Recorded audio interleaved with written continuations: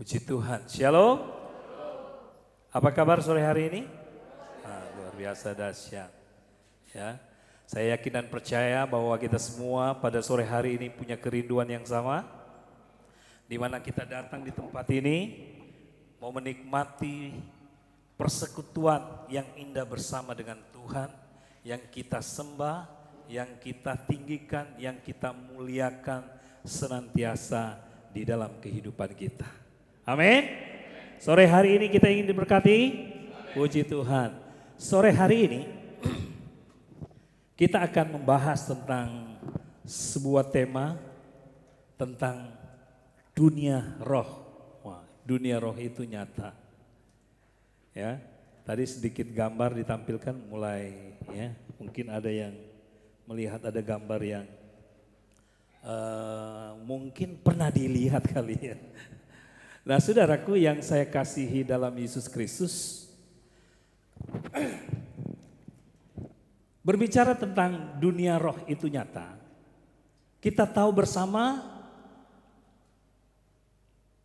dari semenjak kita mulai merindukan atau mempercayai Yesus sebagai Tuhan kita, kita diajarkan tentang keberadaan Allah. Ya, kita tahu bahwa kita punya Allah yang dahsyat dan luar biasa. Saudara percaya? Kita punya Allah yang dahsyat dan luar biasa. Saudara mengalami? Haleluya. Nah, saudara, Allah yang dahsyat dan luar biasa. Bapak Ibu Saudara, kalau saudara kenal saya, ya, ada yang belum kenal? Saya memperkenalkan diri ya. Nama saya David Sumanti. Saya tinggal di blok SI 2 nomor 5. Bagi saudara yang ingin mengenal lebih dalam lagi tentang kepribadian saya, silakan berkunjung di rumah saya ya. Dengan catatan jangan sampai Bapak Ibu Saudara membawa bawaan lah ya. Jangan bawa ayam yang berwarna putih atau apa ya.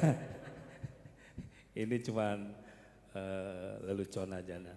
Nah, Bapak Ibu Saudara, kita diajarkan tentang kita punya Allah yang dahsyat dan luar biasa yang telah menciptakan kita, ya. Allah yang kita sembah adalah Allah yang memang ada sebagaimana Dia ada, ya. Dan Dia ada di muka bumi ini dan Dia ada dengan sendirinya. Tidak ada yang mengadakannya. Tetapi kalau kita manusia, ada yang mengadakannya. Ya, kita istilahnya ada hukum sebab akibat. Ya, kita ada karena ada yang mengadakannya. Yang mengadakan kita adalah Allah. Amin. Tetapi Allah yang kita sembah tidak ada yang mengadakannya. Ya, dan Allah ya yang kita sembah dia adalah roh, ya, wujudnya roh. Ya. Dikatakan bahwa Allah tidak berwujud, tapi Dia adalah roh. Makanya dikatakan di dalam firman Tuhan juga dikatakan barang siapa yang mau menyembah Dia, hendaklah dia menyembah dalam roh dan kebenaran.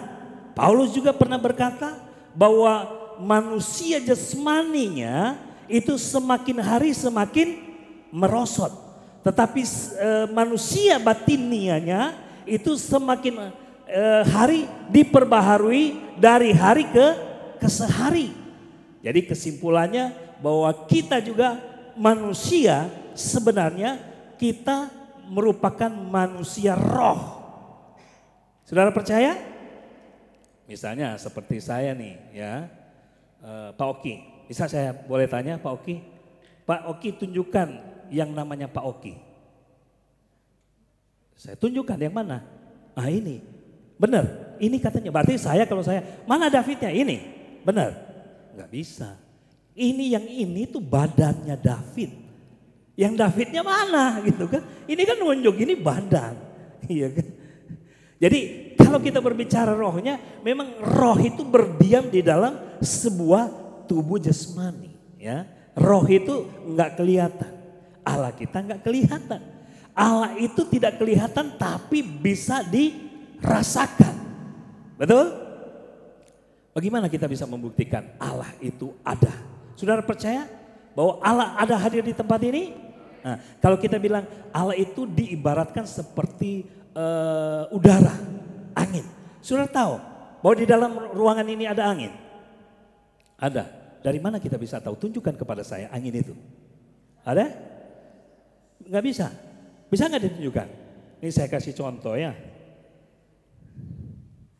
Aduh, saya lupa ya. Saya kasih contoh. Saya akan mendekat ke sumber anginnya nih. Nih. Nah. Kira-kira ini kenapa ini dia bergoyang? Apa yang menggoyangkannya? Angin. Dia bisa dirasakan. Demikian juga Allah yang kita puja, Allah yang kita sembah, ya. Memang kita nggak pernah melihat Dia, tetapi kita bisa merasakan Dia karena Dia adalah Roh. Amin. Semakin kita dekat dengan Allah, semakin kita merasakan, menikmati kehadiran Allah. Amin. Saudara percaya bahwa Allah hadir di tempat ini? Kalau Allah hadir di tempat ini, maka kita akan senantiasa mengalami Allah di dalam kehidupan kita. Amin. Nah saudara, saya mau bicara dulu ya tentang alam roh. Kita sudah tahu bahwa Allah itu ada di dalam alam roh, ya. Tetapi Dia bisa juga menyatakan di dalam alam fisik. Nah itu adalah Allah yang dahsyat dan luar biasa yang kita sembah. Nah saudara,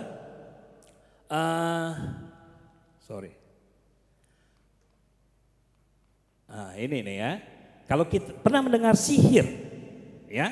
Kalau di dalam, saya ambil dari internet ya, Wikipedia, dia katakan sihir adalah sistem konseptual yang merupakan kemampuan manusia untuk mengendalikan alam melalui mistik, paranormal atau supranatural.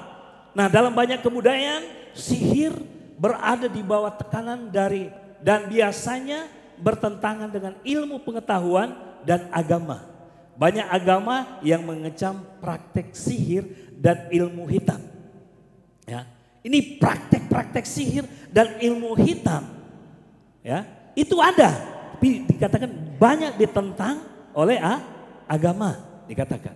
Nah kita lihat, dicatat di dalam Alkitab, di dalam kitab Keluaran pasal 7, ayatnya yang ke-11 dan 12, dikatakan, kemudian Firaun pun memanggil orang-orang berilmu, ya, orang-orang berilmu.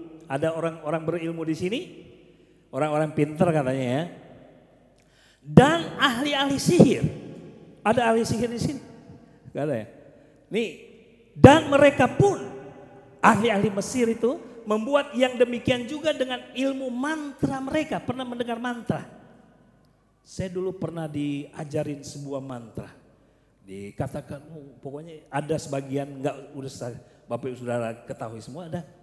Dia bilang, himul hilatu santaku hina boina toe katanya. Waduh, apa artinya? Saya juga enggak ngerti, tapi abaikan itu. Ini terpikir sejenak. Nah dulu gitu ya, sebelum kita jadi hamba Tuhan. Dan mereka pun ahli-ahli Mesir itu membuat yang demikian juga dengan ilmu mantra mereka. Masing-masing mereka yang melemparkan tongkatnya dan tongkat-tongkat itu menjadi ular. Tetapi tongkat Harun menelan tongkat-tongkat mereka. Nah itu saya yakin dan percaya kita semua mengetahui kisah ini ya. Kisah tentang Musa dan Harun di hadapan Firaun ya. Jadi mereka bisa dikatakan adu ilmu. Tapi ternyata ilmunya Musa dan Harun lebih tinggi dari mereka, ya. Sampai mereka menganggap Musa dan Harun dia punya ilmu sihir. Tapi Tuhan memakai Musa, ya. Ingat, dia memakai Musa untuk mengeluarkan umat pilihannya keluar dari bangsa Mesir, ya. Nah terus kemudian kita lihat ya, di dalam kitab 2 Tawarik pasalnya yang ketiga dan keenam, dikatakan bahkan ia mempersembahkan anak-anaknya sebagai korban dalam api, ya, di lebak Ben Hinom. Ia melakukan ramal, telaah dan sihir. Pernah mendengar telaah dan sihir?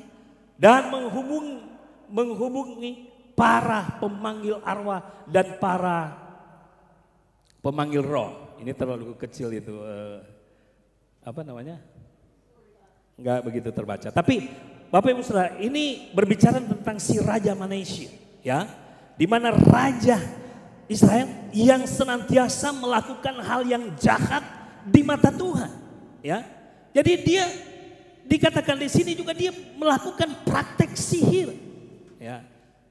Nah, tapi Bapak Ibu Saudara, di kitab Matius pasal 12 ayat 43 sampai 45 juga dijelaskan, apabila roh itu, ini Yesus yang berkata, bahwa apabila roh jahat keluar dari manusia, ia pun mengembara ke tempat-tempat yang tandus, mencari perhentian, tetapi ia tidak mendapatnya. Lalu ia berkata, aku akan kembali. Nah, ini yang lebih jelas, Bapak Ibu Saudara. Dikatakan, ya, tetapi ia tidak mendapatkannya, lalu ia berkata, aku akan kembali ke rumah yang telah kutinggalkan itu. Maka pergilah ia dan mendapati rumah itu kosong, bersih, tersapu dan rapi teratur. Lalu ia keluar dan mengajak 7 roh lain yang lebih jahat daripadanya, dan mereka masuk dan berdiam di situ. Maka akhirnya keadaan orang itu lebih buruk daripada keadaannya semula. Demikian juga akan berlaku atas angkatan yang jahat ini. Jadi maksudnya hal ini mengkonfirmasi bahwa ada dunia roh ini ada juga yang jahat gitu ya. Terus kemudian Bapak Ibu Saudara, dikatakan dalam kitab 1 Yohanes 5 ayat 19 dikatakan, kita tahu bahwa kita berasal dari Allah dan seluruh dunia berada di bawah kuasa si jahat. Ketika manusia jatuh di dalam dosa, maka firman Tuhan berkata, dunia ini sudah berada di bawah kuasa si jahat. Nah, tapi Bapak Ibu Saudara, kita bersyukur kepada Tuhan karena 1 Yohanes 4 ayat 4 mengingatkan kepada kita. Firman Tuhan mengingatkan kepada kita sebagai orang yang sudah percaya kepada Tuhan, bahwa kamu berasal dari Allah, anak-anakku, dan kamu telah mengalahkan nabi-nabi palsu itu, sebab roh yang ada di dalam kamu lebih besar daripada roh yang ada di dalam dunia. Berarti di dalam kita katanya punya roh yang lebih besar daripada roh yang ada di dalam dunia. Nah, kalau kita punya roh yang lebih besar daripada roh yang ada di dalam dunia ini, maka roh apa yang membuat kita gemetar? Roh apa yang membuat kita menakutkan? Ada? Tidak ada. Kenapa? Karena di dalam diri kita ada roh Kristus, roh Yesus, roh Allah yang berdiam diri di dalam kehidupan setiap orang yang percaya. Jadi kita harus yakinkan di dalam kehidupan kita ada roh Kristus dalam hidup kita. Jadi tidak ada yang menakutkan kehidupan kita. Amin. Saudara takut dengan hal-hal yang mungkin sedang nyata hari-hari ini? Misalnya Bapak Ibu Saudara ya, saudara pernah ketemu dengan wanita ini? Ketemu di mana? Gak pernah tahu ya. Ini waktu zaman saya, makanya waktu zaman saya masih SMA, katanya si manis, si manis jembatan Ancol itu apa namanya? Dia selalu berpenampilan dengan baju warna merah. Nah, itu si manis jembatan Ancol. Pernah ketemu di sini? Nggak ada ya? Nah, pernah lihat ini? Misalnya Bapak Ibu Saudara ketemu dengan ini, siapa katanya kan? Ini semua bicara tentang dunia roh. Ini ada suster yang jalannya ngesot katanya. Ngesot katanya. Ayo ngesot. Dia jalan ngesot. Tapi dia bisa, walaupun dia ngesot, kemana tujuannya bisa nyampe katanya. Nah, terus ada katanya pengabdi setan. Nah, saudara lihat, ada pengabdi setan, ini laris manis katanya ditonton. Saya belum pernah dengar, belum pernah nonton kayak begini. Cuman saya cari-cari, kita kira seperti apa dunia roh. Ya, pengabdi setan. Bahkan ada yang lain lagi Bapak Ibu Saudara. Saya nggak tahu Bapak Ibu Saudara suka nontonnya horor-horor nggak? Ya, ada yang bahkan ada yang sekolah sihir. Itu film yang terkenal dulu apa? Harry apa Hari? Apa? Harry Potter. Oh iya. Ya ketahuan berarti Bapak Ibu Saudara banyak yang tahu ya. Yang suka yang pernah lihat. Ya, Harry Potter. Ya. Sekolah sihir. Nah, Gimana Bapak Ibu Saudara, kalau di rumah Bapak Ibu Saudara tiba-tiba saudara mau mengalami dunia roh, kata, ya saya mau mengalami dunia roh. Tiba-tiba muncul Bapak Ibu Saudara ini. Ini muncul di rumah, berani nggak? Ini bukan apa-apa, berani nggak kira-kira Bapak Ibu Saudara? Kalau ketemu tiba-tiba di dalam rumah ada yang ini. Apa yang terjadi? Lari, kabur, terbirit-birit atau usir dalam nama Yesus. Atau ambil batu dilempar. Pas dia lempar dia teriak, aduh ma, aduh pa. Ternyata anaknya yang lagi sandiwara gitu. Nah Bapak Ibu Saudara, tapi terkadang itu sesuatu yang menakutkan. Tapi Bapak Ibu Saudara sebentar nanti saya akan menjelaskan tentang hal-hal seperti ini. Ini lagi. Apa ini Bapak Ibu Saudara? Berani, masih berani Bapak Ibu Saudara? Bilang-bilang punya roh yang lebih besar di dalam dirinya, tapi ketemu kayak begini di jalan, kabur katanya kan? Bapak Ibu Saudara kabur nggak? Kira-kira? Nggak? Benar? Kita uji nyali kalau begitu. Nah Bapak Ibu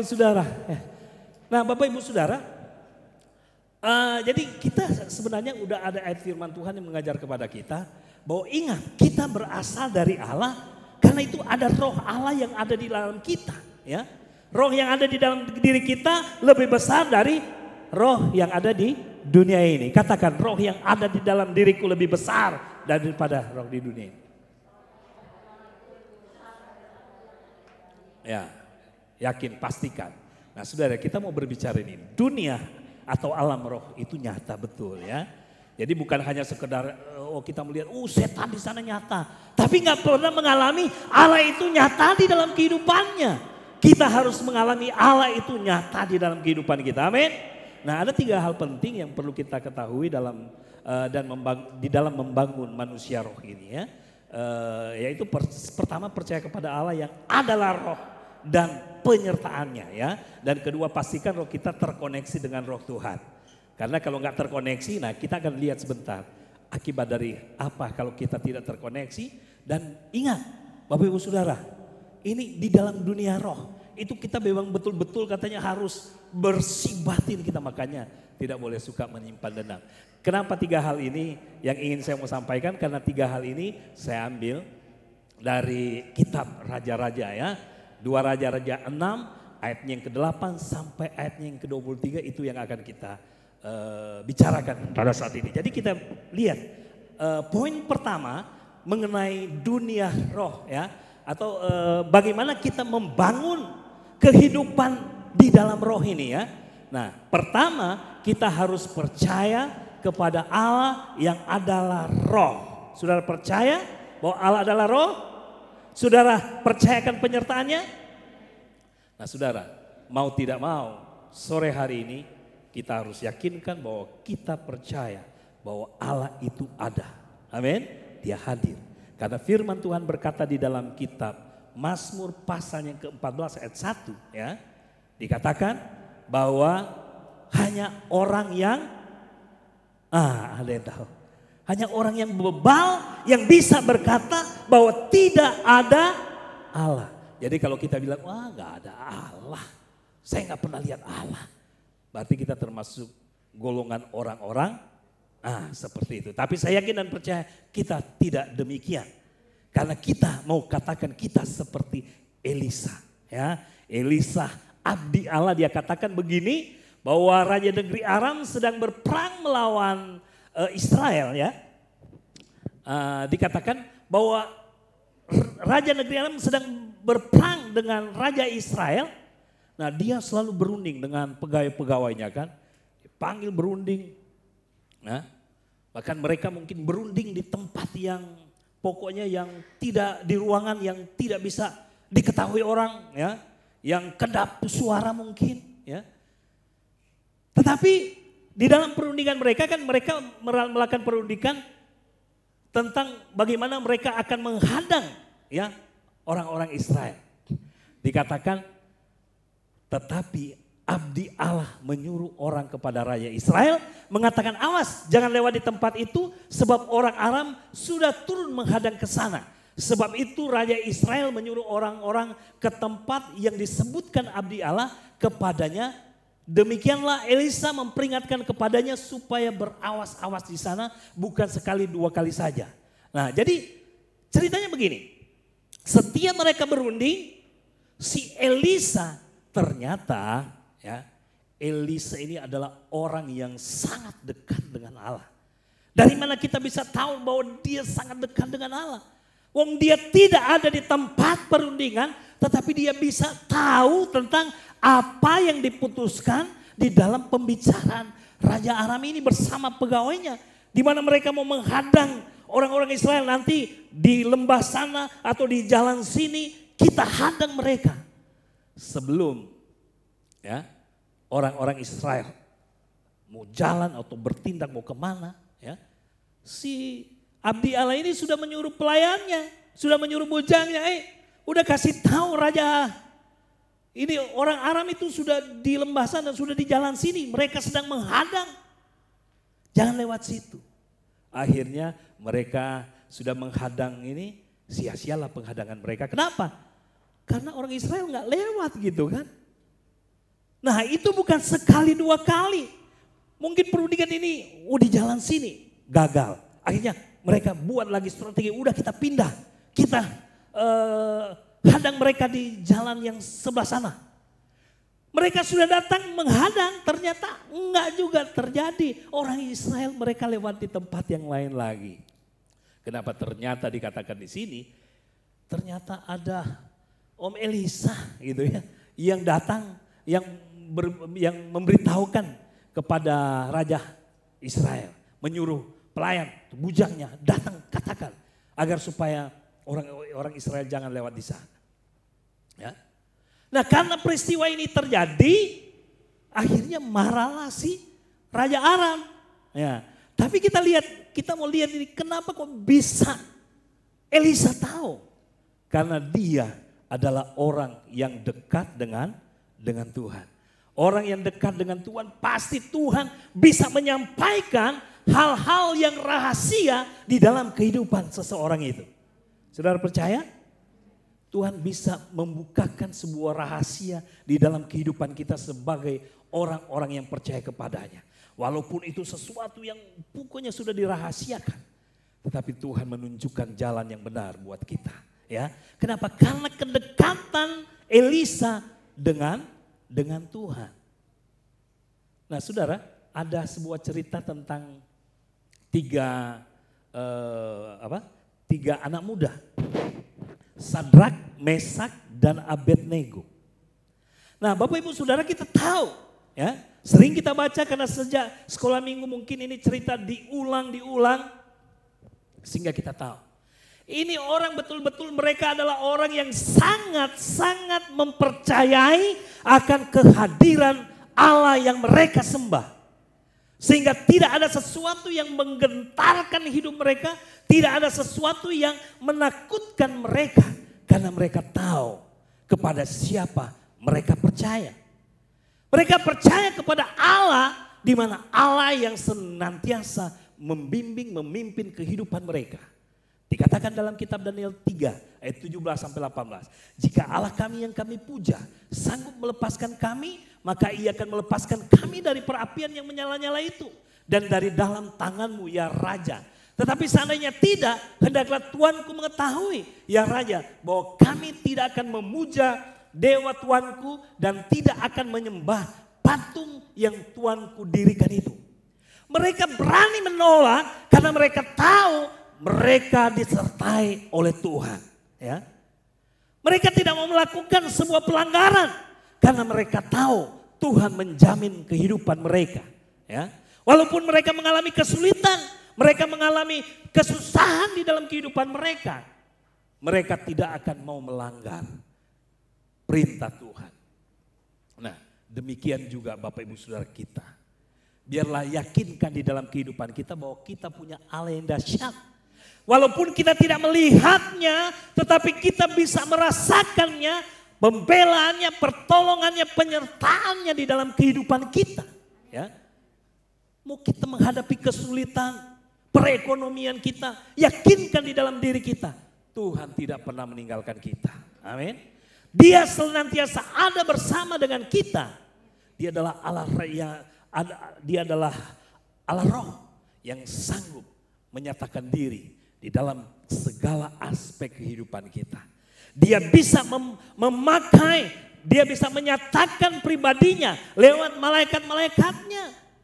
Tapi dia bisa juga menyatakan dirinya lewat sesama kita untuk menolong kita. Amin. Jadi tetaplah walaupun kita ada di dalam sebuah bahaya, kesulitan, tetapi kita tetap meyakini penyertaan Tuhan ada di dalam kehidupan kita.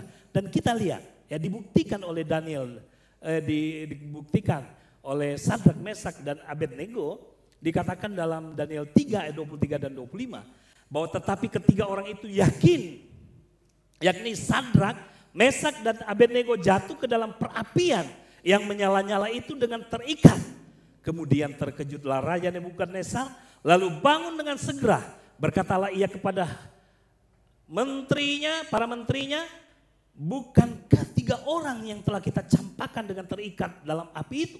Jawab mereka kepada raja, benar ya raja.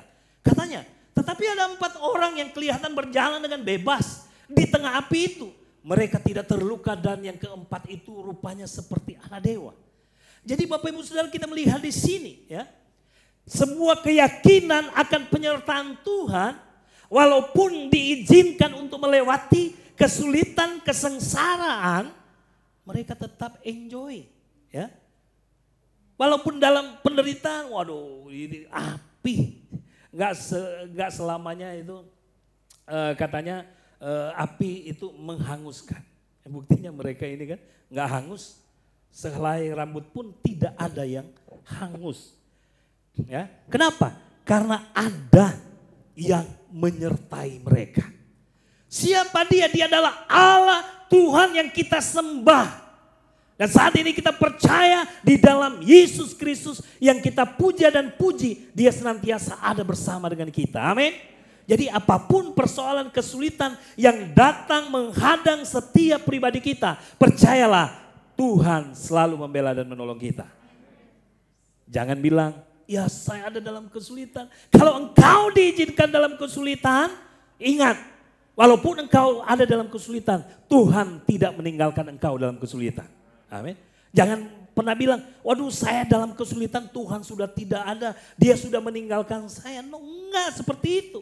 Karena dibuktikan seperti Sadrak, Mesak dan Abednego, mereka enggak cengeng. Mereka tidak bilang, wah Tuhan sudah meninggalkan kami, tidak. Tetapi bahkan mereka bilang, seandainya Tuhan yang kami puja dan puji tidak dapat menolong kami, hendaklah Tuanku Raja ketahui bahwa kami tidak akan menyembah dewa yang didirikan oleh Tuanku Raja. Jadi dengan kata lain, kalau kita aplikasikan di dalam kehidupan kita, walaupun kita harus mengalami masalah kesulitan, tetapi kita mau katakan, saya tidak mau melanggar aturan-aturan firman. Daripada saya ngebohong, daripada saya nipu orang, lebih baik aku walaupun hidup dalam kesulitan, tetapi saya tetap percaya kepada Tuhan. Amin. Nah ini yang Tuhan kehendaki di dalam kehidupan kita. Ya. Jadi Bapak Ibu Saudara, percayalah Tuhan ada bersama dengan kita. Amin. Nah kedua, Bapak Ibu Saudara, kedua, manusia roh kita harus terkoneksi dengan roh Tuhan. Kan dikatakan, saya katakan tadi bahwa kita diciptakan sebagai manusia roh. Jadi manusia itu terdiri dari 3 unsur, yaitu tubuh, jiwa, dan roh. Kita perlu tahu, tubuh ini dikatakan kalau ketika kita dipanggil Tuhan, tubuh ini jadi apa kembali? Jadi tanah, kembali ke debu. Tanah yang dimana kita diciptakan itu. Ya. Dan roh kembali kepada Tuhan. Dan ingat Bapak Ibu Saudara, ya, dikatakan kita harus terkoneksi, ya.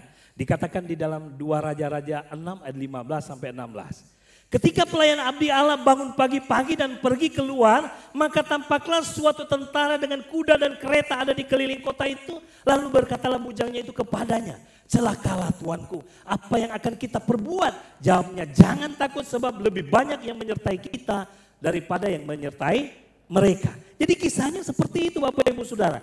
Si bujangnya itu ketakutan ketika ia bangun pagi-pagi dan dia melihat ya kota Dotan di mana mereka tinggal itu sudah dikelilingi oleh tentara yang besar, ya, tentara pasukan kereta berkuda katanya, ya. Kurang lebih seperti itu ya. Mereka dikelilingi. Jadi ketika bujangnya melihat, astaga dia bilang kan, oh, dia kaget gitu ya. Dia lihat muncul. Tentu dia menjadi takut. Celakalah tuanku. Dia berpikir mungkin dia udah langsung mikir aduh gimana ya, mati deh ini. Ya, gak ada pertolongan. Dia bilang celaka tuanku. Apa yang akan kita perbuat? Mungkin dia ngomong sama Elia, mungkin ayo mungkin kita lari aja kabur gitu kan. Tapi si Elia bilang jangan takut. Berarti si bujangnya itu ya dia sudah ketakutan. Ya, dia sudah ketakutan. Sebab lebih banyak yang menyertai kita daripada yang menyertai mereka. Nggak usah takut. Ya. Jadi orang kalau dia nggak terkoneksi dengan Tuhan, rohnya kalau nggak terkoneksi dengan Roh Allah pasti responnya akan takut ketika menghadapi masalah seperti bujangnya itu. Ya, dia jadi takut. Dia bilang celaka. Waduh gawat ini, iya kan? Karena apa? Dia rohnya nggak terkoneksi, nggak terhubung. Tapi ketika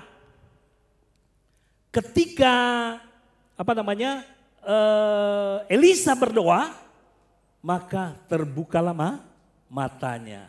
Nah ini ya. Jadi bukti bahwa Elisa selalu terhubung dengan roh Allah. Dia bilang di dalam 2 Raja-Raja 6 ayat 17. Lalu berdoa Elisa. Ya Tuhan, bukankah kiranya matanya. Bukalah kiranya matanya supaya ia melihat. Maka Tuhan membuka mata bujang itu sehingga ia melihat. Tampaklah gunung itu penuh dengan kuda dan kereta berapi sekeliling Elisa. Jadi ketika dia berdoa, dia Tuhan bukakan matanya bujangnya. Dia ternyata banyak pertolongan. Jadi ketika kita nggak terkoneksi, terhubung dengan Tuhan, roh kita nggak terhubung dengan Tuhan, pasti kita akan dihantui dengan ketakutan. Ini saya kasih contoh. Misalnya seperti ini. Pada waktu yang lalu, beberapa waktu yang lalu, saya biasa order ya, Grab. Saudara, dari Tanjung Priuk, saya dapat orderan bawa ke Pandeglang. Tahu Pandeglang? Ada yang tahu Pandeglang? Saya pikir dekat Bapak Ibu Saudara, di mapnya 1 jam 57 menit. Saya pikir begitu, wah ambil gitu kan. Saya ambil. Nah dari Tanjung Priuk kemudian masuk ke Grogol, masuk ke tol. Di jalan tol karena memang udah sore ya, jam 4 waktu itu. Itu udah mau habis bensin. Jadi saya masuk di Karangtengah ngisi bensin. Tapi sebelumnya ini aplikasi saya udah hilang-hilang aja. Ininya jadi hilang-hilang, nggak ketemu. Mau kemana ini? Mapnya nggak ketemu kan? Jadi koneksinya terputus. Jadi muncullah sebuah ketakutan. Nah Bapak Ibu Saudara, saya juga pendeta biasa, manusia biasa, masih bisa takut Bapak Ibu Saudara. Karena apa? Dengar Bapak Ibu Saudara, pernah dengar ada sopir driver Grab dibantai, ya kan? Diambil mobilnya, ditinggalkan di pinggir tol. Anda kalau nggak salah. Saya juga mikir, oh Tuhan tolong. Apakah ini benar apa bukan? Ini kenapa ininya? Saya lihat penumpangnya ada 3 gitu kan. Memang 1 ibu-ibu, 2 bapak-bapak. Ini 1 bapak-bapak ngomongnya baik gitu kan. Tapi akhirnya saya menaruh curiga. Ini kok bapak baik sekali. Orang baik kok curiga ya. Kenapa membuat curiga? Ini sudah terputus koneksinya gitu kan. Ini udah nggak terkoneksi lagi kan. Hilang jaringannya. Ayo Tuhan tolong gimana ini. Mau saya turunin di apa namanya. Saya pikir saya ambil resiko aja. Terserah deh mau di apa namanya. Mau di terminate atau apa itu istilahnya di Grab itu. Ya udahlah. Saya turunin di ini aja di Karangtengah gitu ya. Saya mau minta maaf ini sama bapak dan ibu dan 1 lagi anak muda gitu ya. Mau minta tolong supaya mereka turun di situ dan nanti mereka naik lagi Grab, gak usah bayar ke saya gitu kan. Karena saya udah penuh curiga. Kok sebentar-sebentar terus sebentar-sebentar hilang. Terus sebentar. Saya pikir gak ada habis kuota. Saya telepon istri saya, tolong isi kuotanya. Nah sudah diisi masih tetap juga kayak begitu. Tuhan tolong kuatkan imanku Tuhan. Ini udah dibilang kapan berangkatnya Pak? Udah selesai telepon? Udah.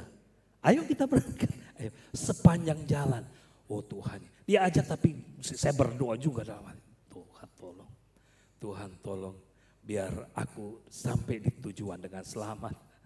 Nah Bapak Ibu Saudara, ini sampai di sana dia bilang, Pak, saya sih tahu jalan yang ke sana, tapi jangan lewat dalam kota, lewat pinggiran katanya kan, tambah deg-degan lagi tuh, dia mau lewat di pinggiran.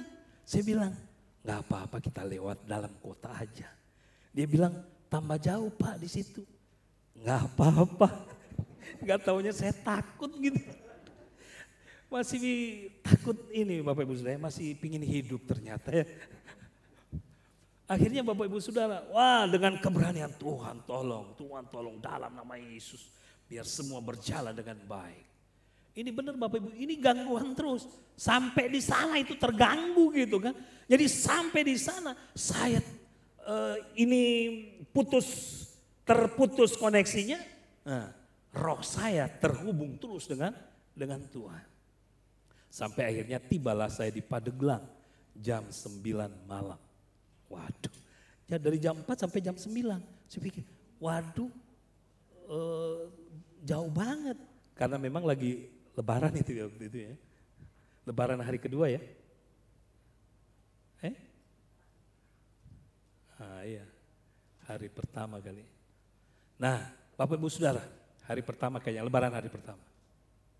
Nah singkat cerita Bapak Ibu Saudara, ketika udah selesai di sana, tapi kan saya udah terkoneksi terus. Tapi yang ini kan membuat saya ketakutan. Nah ini menyebabkan kita harus terkoneksi terus. Ya, kalau nggak terkoneksi itu pasti itu ada ketakutan di dalam kehidupan kita. Nggak taunya sampai di sana orangnya baik bener ya. Baik bener. Udah di sini dia bilang, Pak rumah kami masih masuk lagi Bapak ke dalam gitu kan. Hah? Saya pikir ini memang udah di dalam gitu kan. Masih masuk lagi ke dalam gitu kan. Kami naik motor aja, kami dijemput. Ada 3 motor yang jemput kami. Bapak turun di Alfamart aja. Waduh, saya baru lega. Alfamart, berarti aman gitu kan. Alfamart, aman. Akhirnya udah bayar Bapak Ibu Saudara ya. Lumayan dia bayar. Dari 33 jadi dibayar memang ada sedikit ini ya. Dia bayar 500 karena ada pembayaran tol. Sedikit ini sih, tapi bukan masalah pembayaran uangnya itu Bapak Ibu Saudara. Tapi amannya karena sudah terkoneksi. Tapi sampai di sana udah terkoneksi gitu kan. Nah pulang lagi ternyata bergangguan itu ya. Jadi waduh saya pulang lagi sampai tengah malam gitu kan. Saya nggak mau masuk tol gitu kan. Karena saya pikir kalau masuk tol mahal. Tol aja 60.000 lebih habis gitu kan. Nanti saya masuk tol lagi habis juga duitnya gitu kan. Lewat jalan biasa. Tapi sampai udah deket apa itu, masuk tol juga. Akhirnya dari sana saya masuk tol cuman bayar 14.000 ya. Tapi Bapak Ibu Saudara, ini ceritanya itu bagaimana kita terkoneksi. Jangan sampai kita nggak terkoneksi. Kalau kita terkoneksi dengan Tuhan, roh kita terkoneksi, itu ketakutan hilang. Amin. Jadi seperti gambaran tadi, kalau terkoneksi saya nggak ada sebuah ketakutan.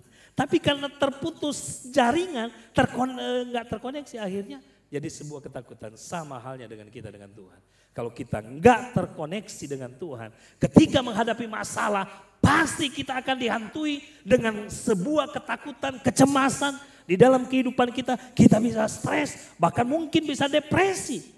Bahkan ada orang nggak kuat menanggung depresi, bisa gantung diri di bawah pohon tomat, Bapak Ibu Saudara. Iya. Bapak pohon toge.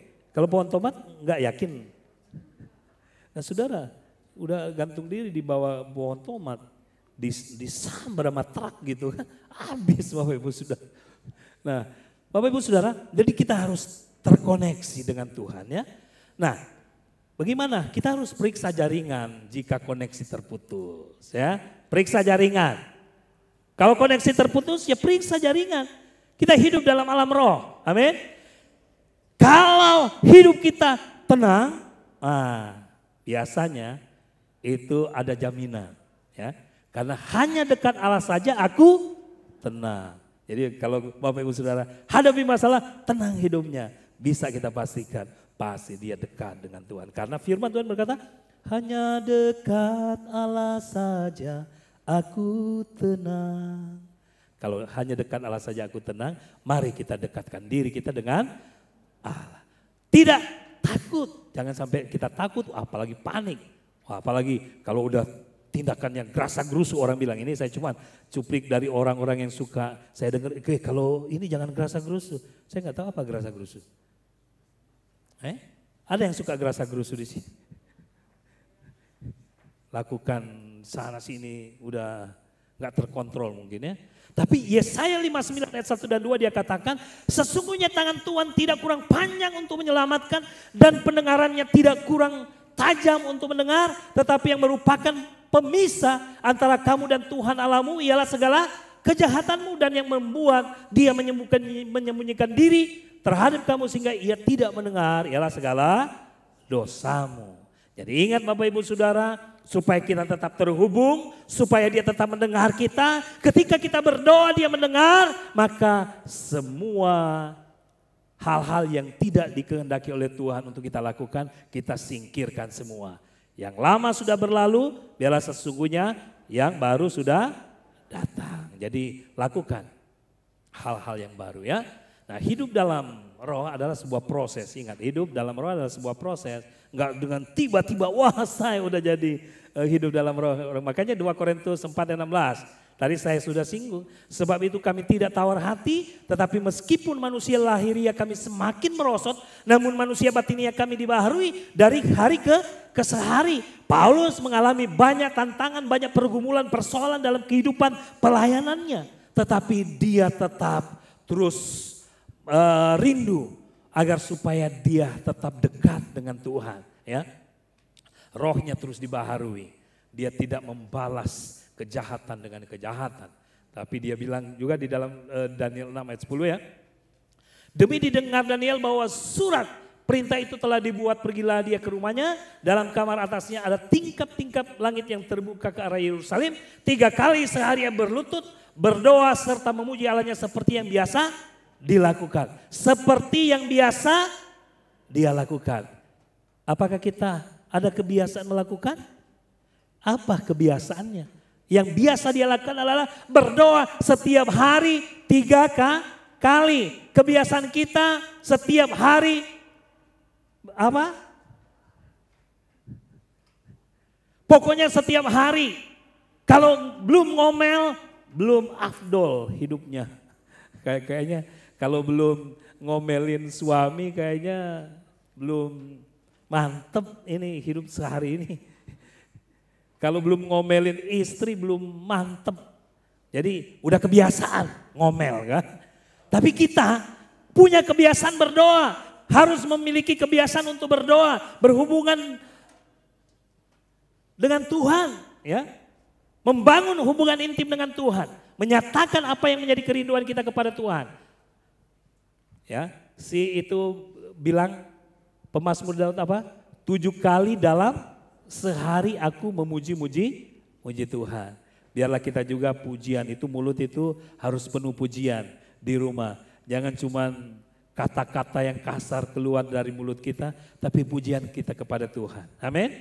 Jangan kata-kata yang yang kurang baik itu yang dikeluarkan, lancar. Kalau kata-kata kotor itu lancar, ya. Tapi kalau kata-kata pujian itu kurang lancar. Nah, kita harus biasakan kata-kata pujian itu yang lebih lancar daripada kata-kata yang buruk. Karena kata-kata yang buruk semakin hari, semakin lama kita semakin tinggalkan. Buang semua kata-kata buruk itu di dalam mulut bibir kita, ya. Dan yang ketiga, Bapak Ibu Saudara, dikatakan tidak suka menyimpan dendam. Jadi Bapak Ibu Saudara, si Elisa dia diburu, dia mau dicapuk, mau ditangkap gitu kan. Karena dipikir ini mata-mata ternyata. Ya, si Elisa dipandang, oh dia ternyata yang memberitahukan kepada Raja Israel. Sehingga terbongkar terus rahasia peperangan mereka. Akhirnya mereka gagal untuk menghadang orang Israel. Ternyata ada Elisa yang memberitahukan. Tadinya si Raja Aram kan ini curiga. Nih, dia kumpulin pegawai-pegawainya. Dia bilang, ini semua coba. Siapa mata-mata di sini? Jangan-jangan ada yang memata-matai gitu kan. Yang memihak kepada bangsa Israel. Sampai semua strateginya diketahui dan mereka nggak bisa menghadang. Akhirnya bangkitlah seorang pegawai Raja Aram ini, dia bilang bukan kita, tapi seorang abdi Allah yang ada di Dotan itu, namanya Elisa. Akhirnya raja itu marah, dia suruh, udah tangkap dia. Akhirnya dia kirimlah banyak tentara itu ya, yang untuk menangkap dia. Tetapi kita lihat di sini ya. Lalu bertanya Raja Israel kepada Elisa tatkala melihat mereka. Nah ini ceritanya ini udah ada di Israel, udah di Samaria gitu kan. Ya ini dikepunglah tentara-tentara mengepung si Elisa di Dotan. Ya, si bujannya udah takut, akhirnya didoakan oleh Elisa. Kemudian terbukalah matanya, dia melihat tentara sorgawi yang lebih banyak mengelilingi Elisa. Kemudian saya kira dia muncul keberanian. Nah kemudian ini tentara-tentara datang mendekat kepada Elisa. Dan dia bilang, bukan di sini jalannya, bukan di sini kotanya, tetapi ikutlah aku. Aku akan mengantarkan kamu kepada orang yang kamu cari. Akhirnya si Elisa bawa. Tapi sebelumnya dia sudah berdoa supaya dibutakan mata mereka ya. Itu ceritanya. Pasti mereka datang dibutahkanlah mata mereka. Akhirnya dia bilang, pokoknya orang yang kamu cari bukan di sini jalannya, bukan di sini kotanya, tapi ikutlah aku. Aku akan mengantarkan kamu pada orang yang kamu cari. Akhirnya dia bawa mereka ke Samaria. Setelah mereka di Samaria, berdoalah lagi si Elisa kan, Tuhan bukakanlah mata mereka, celikanlah mata mereka kan. Sehingga pas mereka melihat mereka ada di tengah-tengah Samaria, tengah-tengah orang Israel. Kemudian si raja bilang sama si Elisa ketika ketemu dengan raja, kubunuhkah mereka Bapak? Terus dia bilang ya, lalu bertanyalah Raja Israel kepada Elisa, tatkala melihat mereka, kubunuhkah mereka Bapak? Tetapi apa kata Elisa? Dia bilang, tetapi jawabnya, jangan. Biasakah kau bunuh? Biasakah kau bunuh yang kau tawan dengan pedangmu dan dengan panahmu? Tetapi hidangkanlah makanan dan minuman di depan mereka, supaya mereka makan dan minum, lalu pulang kepada tuan mereka. Nah kita lihat di sini. Ini mereka dengan datang kepada Elisa dengan maksud jahat. Mereka mau menangkap dia karena mereka menganggap dia dalam mata-mata Raja Israel ini. Mereka mau menangkap dia, tetapi pantas nggak kira-kira? Dia bilang sama raja, udah habiskanlah mereka. Tapi Bapak Ibu Saudara, dia tidak mau melakukannya. Ya, bahkan dia bilang hidangkanlah makanan dan minuman di depan mereka supaya mereka makan dan minum, lalu pulang kepada tuan mereka. Artinya apa Bapak Ibu Saudara? Kejahatan ya dibalas dengan kebaikan. Bisa nggak Bapak Ibu Saudara kita mengalami hal seperti itu? Orang berbuat jahat kepada kita, tapi kita berbuat kebaikan kepada mereka. Nah, firman Tuhan mengajarkan kepada kita, memang kita tidak boleh membalas kejahatan dengan kejahatan. Tetapi balaslah kejahatan itu dengan kebaikan. Sehingga dihidangkanlah. Wah, ini mereka itu, saya nggak ketemu tentara Aram, iya. Saya ambil TNI dan makanan di sini supaya mereka pesta. Dan sebentar juga kita akan pesta, ya. Kita akan makan perjamuan kasih pada sore hari ini. Nah ini saudara. Nah kita lihat dampak dari maksud jahat yang dibalas dengan kebaikan adalah hidup damai dan berdampingan. Saya katakan begitu. Kenapa? Saya ilustrasikan seperti ini. Mereka udah disiapkan makanan. Habis makan mereka pulang dengan gagah, berani, gagah perkasa. Dikatakan disediakannya lah bagi mereka jamuan yang besar. Maka makanan dan minuman mereka, maka makan dan minumlah mereka. Sesudah itu dibiarkannya lah mereka pulang kepada Tuhan mereka. Sejak itu tidak ada lagi gerombolan-gerombolan Aram memasuki negeri Israel. Artinya damai, ya kan? Artinya tenang. Mereka tentram.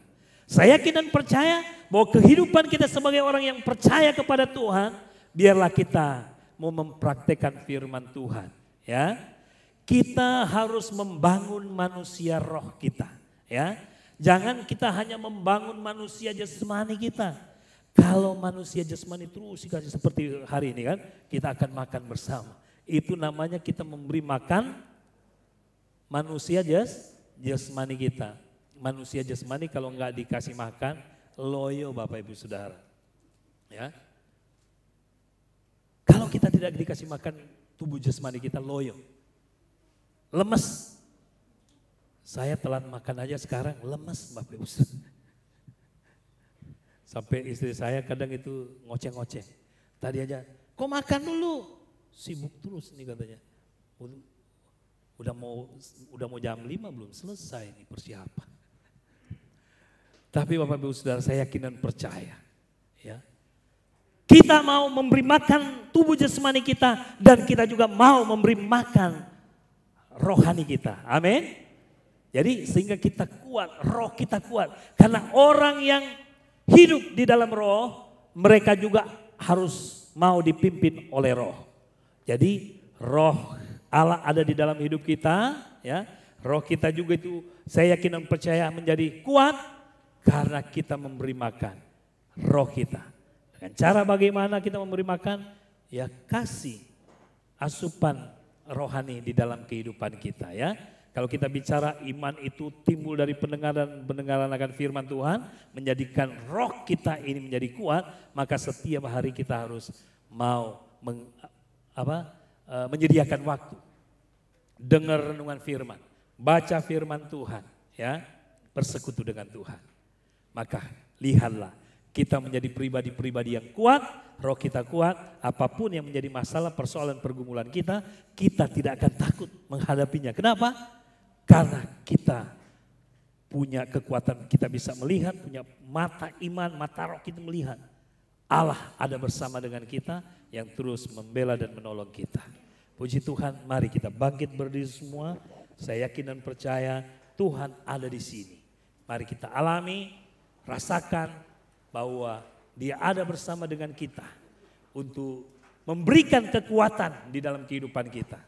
Saya tidak tahu apa yang menjadi persoalan pergumulanmu pada hari ini. Tetapi yakinkan di dalam kehidupanmu bahwa Allah ada bersama dengan kita. Dia tahu persoalan pergumulan. Dia siap untuk membela dan menolong kita. Terima kasih Tuhan Yesus buat segala kebaikan.